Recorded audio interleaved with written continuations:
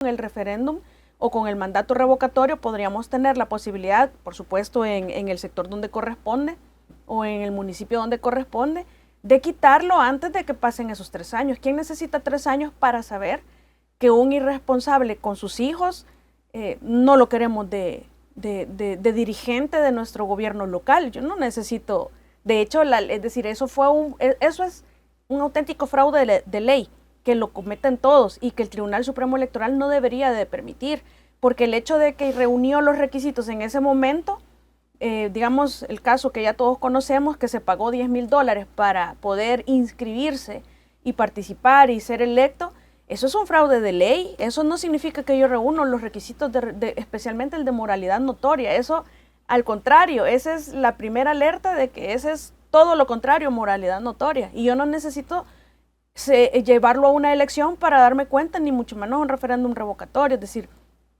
hay cosas que es evidente, eso es un fraude de ley. Nada más pagó para cumplir un requisito de ley, pero moral no es, notorio menos. Entonces, pero bueno, más allá de eso, otro ejemplo claro sería una verdadera CCS, no como la que tuvimos con la OEA, sino que una modelo o al estilo de la de Guatemala, la CICIG, una verdadera institución como esa. Digamos, en el escenario en el que consideremos que fuera necesario o que coadyuvaría bastante a la investigación del delito o fortalecería la justicia en el país. Si quisiéramos hacer algo así, tendríamos que esperar muchísimos años para poder hacer una reforma en donde una CCS tenga verdaderos dientes como la CICIG, no como lo que tuvimos. Entonces, digamos, si eso pasara en este momento y se tomara esa decisión, podríamos hacerlo dentro de la misma asamblea y empezar a trabajar ya, no esperar 6 años para empezar o 4 años para empezar a trabajar. Entonces yo creo que sí hay temas muy positivos que se pueden abordar o que se puede sacar provecho de ello con esta nueva modalidad de reforma porque se va a ratificar. Aquí la clave va a ser en cuáles van a ser esos cambios. Por eso es que yo siempre sostengo que la evaluación sobre lo que va a hacer esta bancada en esta asamblea legislativa, si es bueno o si es malo, lo vamos a conocer hasta que se vayan haciendo las reformas, que yo consideraría que se hagan de una vez para no estar, porque también la reforma de la Constitución no es estar reformando leyes, tampoco es desnaturalizar la importancia, trascendencia que tiene este tema, y si se va a hacer una reforma constitucional, que se haga un estudio integral de la reforma constitucional y que comprenda todas las reformas que se quieren hacer a la Constitución. No vamos a estar, hoy vamos a reformar cómo se eligen los magistrados que componen el Tribunal Supremo Electoral, hoy vamos a legislar para ver si aprobamos una participación directa democrática de los ciudadanos para el tema de los plebiscitos o los referéndums. Mañana vamos a ver si tenemos es decir, no, pienso que lo más sano, lo más correcto, además, digamos, lo más apropiado sería que se haga un estudio integral para proponer todas las reformas de una vez. Porque yo me imagino que ese tendría que ser el sentido si no se hicieron antes, ya que se tenía el estudio del doctor Ulloa. Entonces se va a hacer ahora, pero integral y no estar tema por tema, porque eso no solo no se ve bien, sino que además podría, es decir, es cierto que necesitamos que nuestras leyes y principalmente la Constitución resuelvan nuestros problemas de coyuntura actual, ¿verdad? Pero tampoco es que lo vamos a ir cambiando a cada ratito por algún tema que se vaya dando, sino que, es decir, ese es principalmente el fundamento de que la reforma de la Constitución no sea algo tan ligero, ¿verdad? Porque no se supone que responda tampoco a esta coyuntura ya, porque para eso están las leyes. Necesitamos una Constitución que nos funcione hacia adelante, pero que se pueda adecuar. Por ejemplo, el tema de la interpretación constitucional, a mí me parece muy importante, pero debería de estar arreglado dentro de la Constitución, porque de la manera que está ahora, lo que hemos tenido es un gobierno de jueces que en el nombre de la jurisprudencia han hecho reformas constitucionales y no pasan ni siquiera por conocimiento de la Asamblea Legislativa, que es el órgano por excelencia que hace leyes, ¿verdad? Y que hace incluso las mismas reformas a la Constitución. Entonces, no podemos tener eso tampoco. Por eso es que pienso, y voy a concluir con esto, que lo más sano y lo más adecuado y apropiado sería una reforma integral en su conjunto. Ya si más adelante, de forma excepcional, otra reforma, pero la principal, lo que se necesita, que se necesitan muchos temas, tendría que venir ya. No, eso de estar tema por tema, por lo menos no me parece que sea quizás lo más sano. un auténtico tribunal constitucional no puede estar dependiendo de ningún órgano de Estado, tiene que ser completamente independiente. Si se va a concentrar el control constitucional, tiene que estar establecido en la Constitución también, porque ese es otro de los excesos de las salas anteriores. El control constitucional, es decir, quienes analizan si una ley o es constitucional o no, en términos generales dice la Constitución que son todas las personas que ejercen jurisdicción, ¿verdad? O que determinan la justicia. Entonces el artículo entre el 180 y el 185, creo que por ahí por el 183 establece el control difuso de la Constitución. Esto quiere decir que no hay un control concentrado en la sala constitucional, que no lo establece, ni tampoco en un tribunal, que no tenemos, sino que son los jueces a la hora de aplicar justicia los que analizan si una ley es constitucional o no y si la aplican o no. Pueden inaplicar una ley que consideren inconstitucional. Pero ¿qué hicieron las salas anteriores? Primero, en jurisprudencia dijeron que la sala es el último intérprete de la Constitución, que solo ellos pueden tener la última voz, que no hay zonas exentas de control constitucional, y le quitaron esa atribución que la Constitución le da a los jueces, se la quitaron a través de una ley, es decir, reformaron la ley de procedimientos constitucionales y concentraron la interpretación constitucional. Es una potestad que no da la Constitución, pero ellos ya lo metieron hasta en ley. Entonces, si vamos a concentrar el control constitucional, es decir, que sea únicamente el Tribunal Constitucional quien pueda interpretar la Constitución, tiene que decirlo la Constitución. No puede estar arreglado en una ley contrariando lo que la misma Constitución dice, porque es que aquí hay abogados que se dedican al área constitucional. Los abogados constitucionalistas sostienen muchas cosas que realmente vienen arrasando con la misma Constitución a veces. Es decir, en el nombre de la interpretación se exceden, y ahí es donde necesitamos los límites para que no se le cambie lo que la literalidad de la Constitución está estableciendo. Es decir, ellos quieren, es bien complicado, pero creo que sí se puede establecer esos límites sin que sea tan abrasador como ha sido en el pasado, esos excesos, porque siempre han respondido a intereses, cosas que se han hecho en el nombre de la jurisprudencia, y que lo que han hecho es venir a responder a intereses y a veces de forma selectiva. Aquí hemos visto salas constitucionales que le resuelven amparos a personas de ciertos partidos, de cierta ideología, y a otros que tienen 3, 5, 6 años esperando, los dejan ahí esperando porque no son de su ideología, de los que están componiendo. Y hablo específicamente de la Sala de los Magníficos, que si bien es cierto en alguna medida fue muy independiente y nos dejó buena jurisprudencia, también ha sido la que más ha atropellado la Constitución en el nombre de la jurisprudencia, porque los límites no están establecidos. Y tuvimos un gobierno de jueces, tuvimos un gobierno. De hecho, si la coyuntura actual no fuera que los diputados en la Asamblea Legislativa fueron electos por la N de Nayib Bukele, tendríamos en este momento, debido a la reforma del 248, o podríamos tener un gobierno legislativo en donde la Asamblea Legislativa tendría todo el poder de hacer lo que quisieran. Pero pues obviamente no es así, porque también hay un control ahí de parte o un pretendido control de parte de la Corte Constitucional o de la Sala Constitucional, pero además ya sabemos que la línea principal viene de Nayib Bukele, ¿verdad? Ahora mire. Es decir, llegaron a las comunas sin saber cuáles son, a cuánto ascienden los ingresos de cada una de las comunas, y decidieron que se iban a subir el salario, sin saber si la comuna tiene la capacidad de pagarles ese salario. Y otros todavía más sinvergüenzas que llegan y escriben en un acuerdo: mire, los gastos de representación son el corte de uñas, me arreglo las pestañas, voy al salón, me hago el bigote. Y entonces andan como con 15 personas, como con 8 guardaespaldas, que es puro ego, porque no necesitan 8 guardaespaldas ni 6. Eso es puro ego, eso es porque puedo y porque quiero. Eso es ego, y eso es un insulto a la población, porque es una demostración ¿de qué?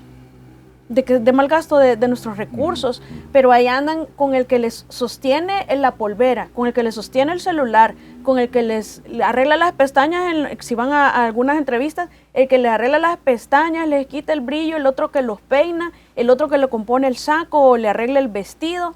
Entonces es increíble el derroche de recursos que tenemos, y que todavía vengan y nos lo escriban en un acuerdo municipal de que gastos de representación son, o sea, chabacán, vaya y pague su salón. Estoy seguro que estas personas que han metido eso ahí quizás antes de ser funcionario público, a los 2 meses iban al salón para no gastar tanto, ¿verdad? Sí. O si acaso iban a hacerse todo lo que ahora ponen en los decretos, en los acuerdos que van a hacer. Entonces, los gastos de representación, aunque no les guste oírlos, pero son los nuevos sobresueldos. Y los gastos de representación, en realidad, lo que debería ser, según la ley, son gastos que no pueden ser fijos, porque al hacerlos fijos, lo convierten en parte del salario.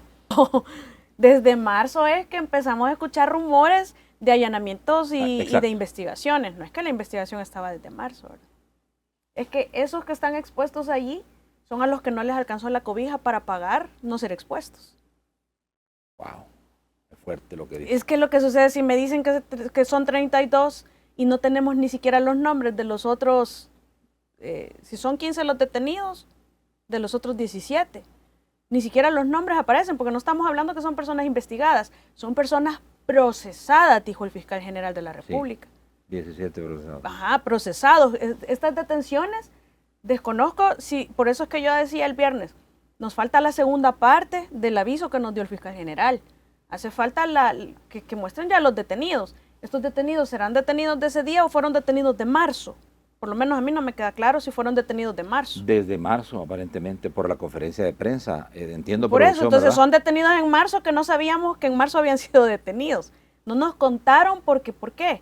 No es porque estaban investigando y que entonces, así como dicen algunos, ay, es que mire, no se pueden las autoridades dar toda la información porque entonces se van a fugar. Sí, siempre se fugan.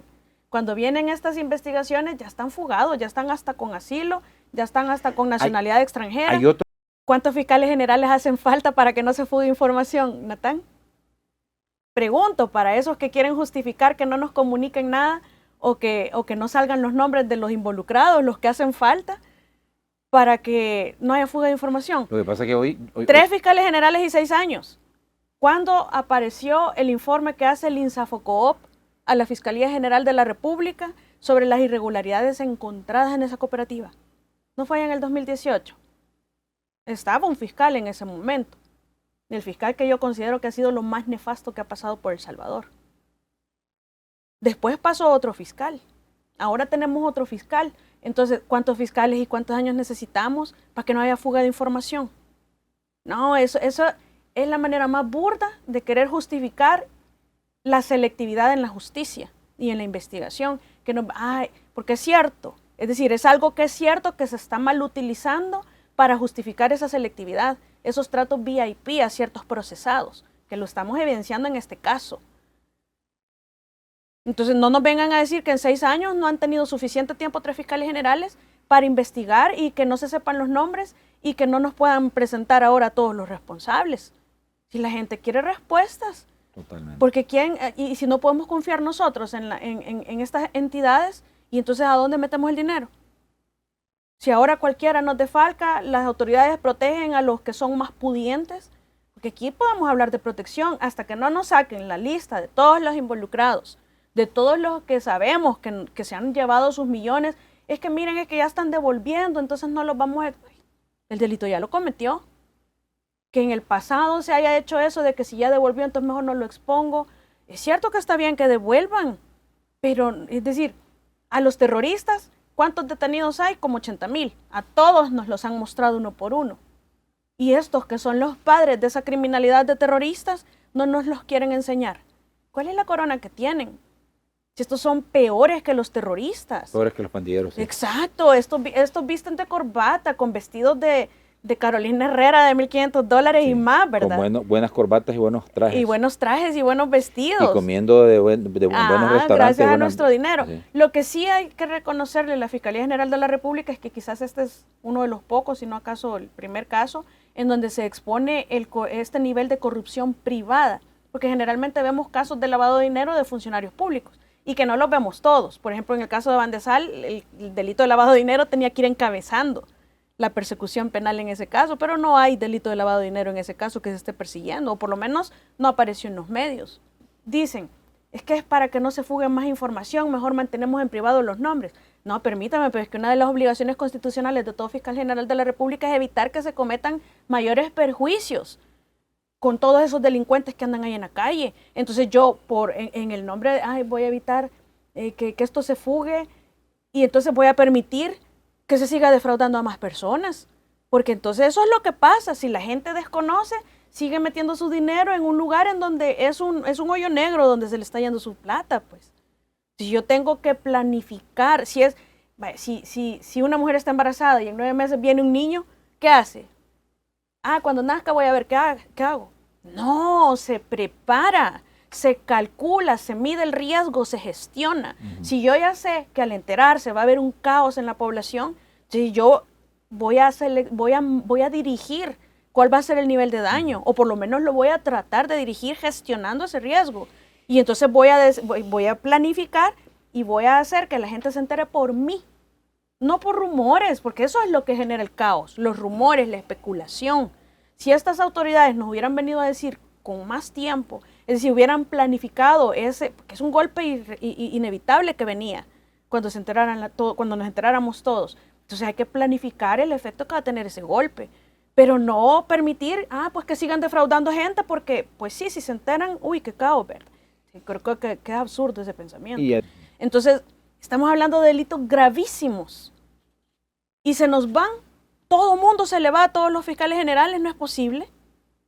Y antes de que empiecen a especular ahí, no estoy interesada en ningún cargo público, no tengo ni la más mínima intención de postularme y no ha habido un solo fiscal general del que Tania Pastor no haya criticado su actuar selectivo, su actuar de preferencia cuando son gente pudiente, de preferencia ideológica. Si que todos vienen con lo mismo, entonces hay que criticarlos, porque si no los criticamos, entonces no mejoran. La idea es que podamos exigirles mejor funcionamiento, mejor trabajo a nuestros funcionarios, incluido el fiscal general de la República, no tiene ninguna corona. Y yo siempre he dicho aquí, inconstitucional, con el fiscal anterior yo interpuse un recurso, un escrito de inconstitucionalidad de su nombramiento, que extrañamente la actual sala constitucional dijo, ay, mire, como ya no está de fiscal general, entonces ya no le resuelvo. Hombre, tuvieron que haber declarado la inconstitucionalidad de ese nombramiento, pero no lo hicieron. No es que no habían indicios, claro que los habían, claro que los han habido por varios fiscales. Entonces, ¿por qué no los detuvieron? ¿Por qué no los expusieron? ¿Por qué permitieron que el mal fuera más grande? Ese es lo que realmente molesta, que es que se podían enterar y entonces se van a fugar, y no, ya se fugaron de todas maneras, pues. No, lo que había que hacer era gestionar el efecto que iba a tener de caos. Si es que sabemos que viene el caos, pero es inevitable, entonces yo gestiono el menor impacto en mi gestión, en mi función. Había que planificar eso y había que darlo a conocer a la población para que ya no siguieran más defraudados. Porque ¿qué pasó? Yo mantuve en secreto todo esto y pasaron más años en donde la gente siguió llegando, confiando en esa cooperativa y metiendo su dinero, a veces el dinero de toda una vida, de sus ahorros. ¿Por qué? Porque las autoridades no los avisaron a tiempo. Entonces no es posible que yo venga a tratar de justificar, es que si yo decía algo se iba a generar el caos. No, había que gestionar ese caos y evitar que el delito produjera más resultados nocivos contra la población. Porque eso es en esencia lo que ha pasado.